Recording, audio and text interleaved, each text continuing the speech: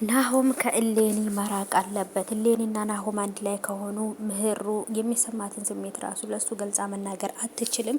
ምክንያቱም ልጅ መውለድ እስካልቻለች ድረስ የእሱን ደስታ ማሳጣት ስለማትፈልግ እሷ እየተጎዳች ዝም ልትል ትችላለች። ብዙዎቻችሁ የብዙ የራሳቸውን ሀሳብ እየሰጣችሁ ነው። እኔም እንደዛ ነው ብዬ የምለው እናንተን እደግፋለሁኝ ማለት ነው። ምክንያቱም እሱ ከእሷ በቀረበ ቁጥር ምህሩ የበታችነት እየተሰማትና በቃ አይወደኝም የልጁን እናት ይፈልጋል ብላ በባለፈው ጠፍታ እንደነበረው አሁንም ብሪግ ብላ ልጠፋ ትችላለች። ምክንያቱም የእሱን ደስታ ላለማጣት ስትል ጽናት አሁንም ቀጥይበት፣ ባልሽን አስደስቼ እሱም አንቺን ያስደስተሻል፣ እንደዚህ መሆን አለብሽ፣ ጸባይሽን አስተካኬ እያላችኋል። አስተካካይ ጸባይሽን በዚሁ ነገር ቀጥይበት ጽኑዬ፣ አትነጫነጪ፣ ነገረኛ አትሁኝ። ሁሉንም ነገር ደግሞ ስለ ቤኪ ያለውን ነገር እውነቱን መናገር አለብሽ፣ እውነቱን ንገሪው ለኪራ እያላችኋት ነው። ሰላም ውድ የተከበራችሁ ቻናሌ ተከታታዮች እንዴት ናችሁ? ከኔ ጋር ሁሉ ሰላም ነው። ሰላማችሁ ይብዛልኝ ባላችሁበት ውድ ቤተሰቦቼ።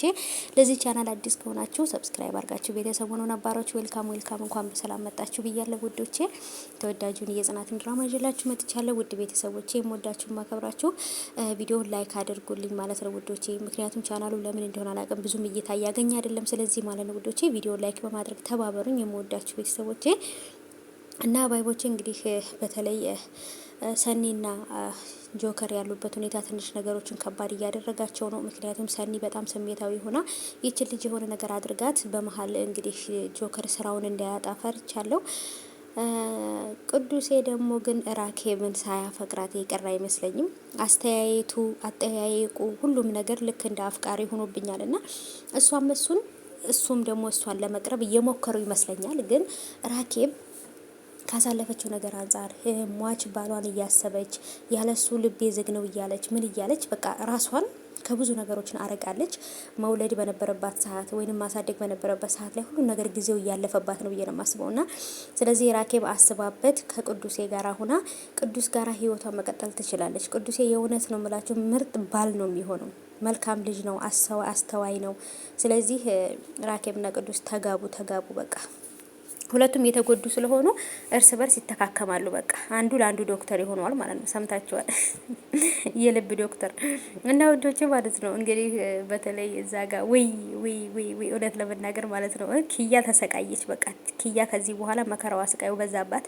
ምክንያቱም ይህን ነገር በሷ ምክንያት መኪና አደጋ ስለተገጨ ማለት ነው ልጁ በቃ በዚህ ስበብ አድርጎ ለሷ ውለታ እንደዋላት አድርጎ ምናምን በቃ ፍቅሩን ግዴታ ካልተቀበለችው ምናምን ለማድረግ እየሞከረና ያዙ ልቀቁኝ፣ ቤት አልቀመጥም፣ መሄድ ነው የምፈልግ ወደ ቤት እያለ እሷ ደግሞ ተዋት ሄድ ስትለው እሺ እያለ ይቀመጣል። እና የእውነት ነው የምላችሁ በሳቅ ነበር የሞትኩት ትናንትና በዛ ፓርት ላይ እና ውዶች ጽናትንም ጸባይሽን አስተካክይ፣ ጸባይሽ ካልተስተካከለ ድራማው ሊያስጠላን ነው ባንቺ ምክንያት። አትነጫነጪ።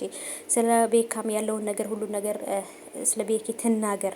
ምክንያቱም እውነቱን ከተናገረች ኪራ ለጽናት ያለው ቦታ እየጨመረ ነው እንጂ እየቀነሰ አይሄድም ማለት ነው። ለምን እዛ ጋር የእሱ አፍቃሪ ሶሲ የተናገረችውን ነገር እቤትም እያየው ስለሆነ ያ ነገር እውነት ሊሆን ይችላል እንዴ ብሎ እየተጠራጠረ ነው ማለት ነው። ስለዚህ ጥርጣሬውን ውሸት ማድረግ አለባት። ጥርጣሬ ውሸት ነው ብላ ማሳመን አለባት ብዬ አስባለሁ። ያለዛ ግን ህይወታቸው ከባድ ነው እየሆነ ነው የሚሄደው ብዬ አስባለሁ። እውነት ለመናገር ትንሽ ያሳዝናል። ብቻ ግን አሁን ላይ ያለው ነገር እንትን ነው። ናሆማን ቢሆን ደግሞ ከእሌኒ ጋር ያለውን ቅርርብነት ማቆም አለበት። እሌኒ ያለችበት ቤት መሄድ አይጠበቅበትም።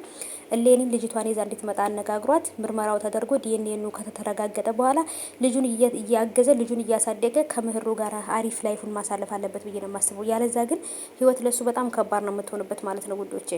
ስለዚህ ለእሷን ማስቀየም የለበትም። ናሆማ በደንብ ሊጠናቀቅ ይገባል።